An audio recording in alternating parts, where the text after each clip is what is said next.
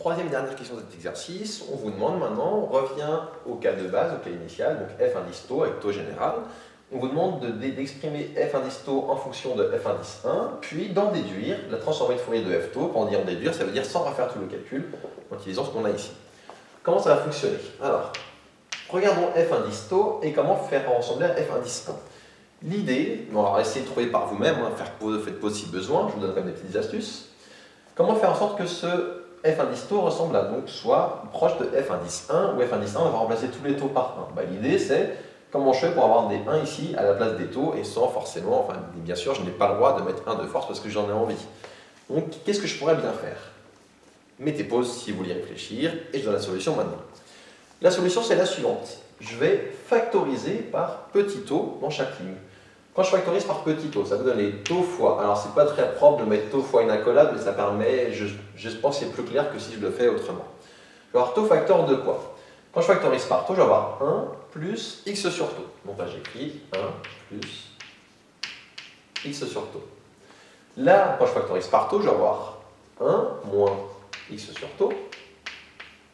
Et là, je vais avoir 0 sur taux qui fait toujours 0. Donc là, je peux laisser 0. Si et sinon. Pareil, pour que ça ressemble à F1, il ne faut pas que j'ai moins taux ici et taux ici, il faut que j'ai moins 1 et 1. Comment passer de moins taux là à moins 1 et de taux ici à 1? L'idée, c'est que je vais diviser dans mon équation tous les membres, tous les termes par taux, aussi bien dans celle-ci que dans celle-ci. Comme taux est positif, ça ne va pas changer le sens de mon équation. Et ça va me donner si moins 1 plus petit que x sur taux, plus petit que 0 sur taux, ça fait 0.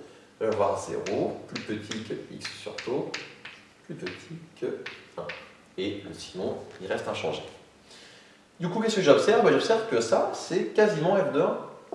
Donc, je vais avoir le taux qui est ici en facteur, ça fait taux, facteur de... C'est f1, sauf qu'au lieu d'avoir f1 de x, j'ai f1 de x sur taux. Vérifiez, hein, on avait écrit tout à l'heure f1 de x, calculez f1 de x sur taux, vous allez observer, vous trouvez exactement ce qu'on a ici. Donc f1 de x sur taux. Une fois qu'on a ceci, maintenant on va pouvoir répondre à la question qui était en déduire f chapeau taux de y. Et quand je dis en déduire, c'est pour pouvoir refaire le calcul. Alors grâce à l'égalité que vous avez là, donc je vais la réécrire, donc on a que f taux de x égale taux fois f1 de x sur taux. Je réécris cette égalité ici. Ce qu'on vient de démontrer. Grâce à l'égalité qui est ici, on ne va pas avoir besoin de refaire tous les calculs. Pour répondre, vous avez deux possibilités. Soit connaître par cœur deux formules de cours et les appliquer directement, et vous finissez en une ligne, soit essayer de redémontrer ces formules de cours. Là, je vais essayer de vous montrer comment on démontre ces formules de cours, parce que ça vous fera déjà un bon entraînement ça va permettre de manipuler un rappel qu'on a vu l'an dernier, de faire un rappel de ce qu'on a fait l'an dernier. Et en plus de ça, ça vous permet de ne pas avoir toutes les formules de cours à apprendre par cœur. Il y en a certaines qui se retrouvent facilement. Et je vous conseille dans ce cas de savoir les retrouver plutôt que de les apprendre par cœur. Et sinon, vous avez toujours le choix de les apprendre par cœur. Si vous le faites, j'ai rien à dire bien sûr. Si vous apprenez par cœur, vous appliquez la formule sans vous tromper, aucun problème, vous avez juste. Mais comment faire ça? Alors, je vais partir de la définition de la série de Fourier. J'ai oublié qu'elle est paire, impaire, je vais vraiment prendre la définition, qu'on n'a pas encore vue dans ce TD pour le coup, mais qu'on a vu en amphi. L'intégrale de moins l'infini à plus l'infini de f taux de x fois exponentielle moins 2 pi x y dx. Donc voilà ici la formule pour le développement, pour le calcul de la transformée de Fourier. Des fois faire des petits lapsus, vu qu'on passe du chapitre série de Fourier à transformée de Fourier, des fois je commencerai à dire développement pour un petit lapsus, mais bon. Ici c'est transformée de Fourier. Donc pour calculer cette transformée de Fourier, on a la formule qui est ici. Attention, ça c'est y, hein. Je vais écrire ça proprement. Là c'est un x, et là c'est un y. Et du coup, ce qu'il va nous falloir faire, c'est calculer cette intégrale, mais tant qu'à faire, en utilisant ce qu'on a ici. Donc qu'est-ce que je vais dire? Je vais remplacer f taux de x parce que j'ai calculé ici. Ça me donnait l'intégrale moins l'infini à plus l'infini de taux f indice 1 de x sur taux fois exponentielle moins 2pi xy dx. Plusieurs choses maintenant. Taux, comme c'est une constante multiplicative, pouf, je peux le sortir devant l'intégrale. Donc le taux qui est là, je vais le sortir devant l'intégrale.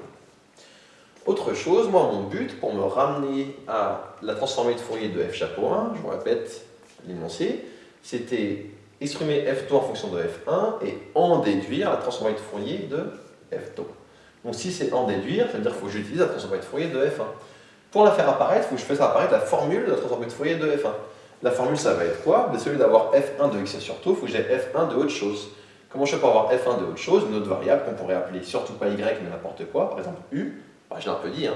Je voudrais avoir une autre variable, je vais appeler u, je vais donc faire un changement de variable. Et ce qu'on va faire, c'est qu'on va poser, on pose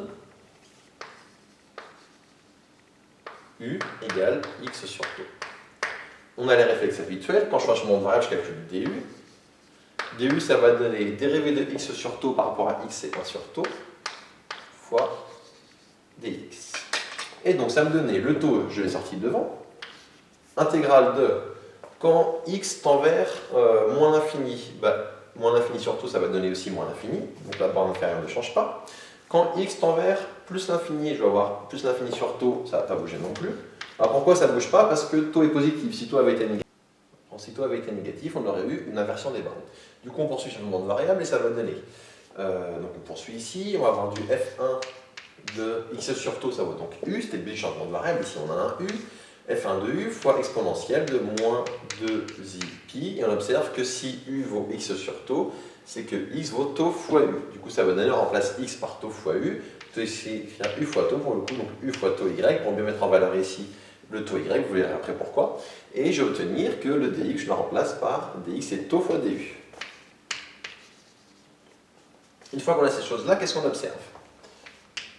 J'ai le taux qui est ici. Et là, ce que j'observe, c'est qu'en fait, j'ai quasiment f1 chapeau de quelque chose. Regardons l'expression.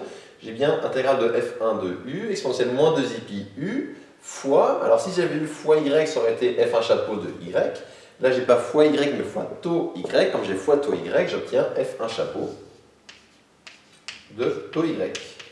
C'est-à-dire, si je remplace taux fois, donc f1 chapeau il est là-bas, fois 1 moins cosinus de 2pi taux y sur 2 pi carré. Et quand je remplace y par taux y, je vais obtenir taux carré y carré. Ici, je peux donc obtenir que, j'ai oublié bien sûr le taux qui est ici, et qui ressort, ça fait du taux carré ici, hop, taux carré. Donc je peux observer que le taux carré qui est là simplifie avec celui-ci. Et donc que j'ai terminé le calcul de ma transformée de Fourier de f chapeau taux. Donc pour ce calcul, ici, je suis reparti de l'expression de f chapeau 1 que j'avais déjà calculé, et en utilisant ce petit changement de variable.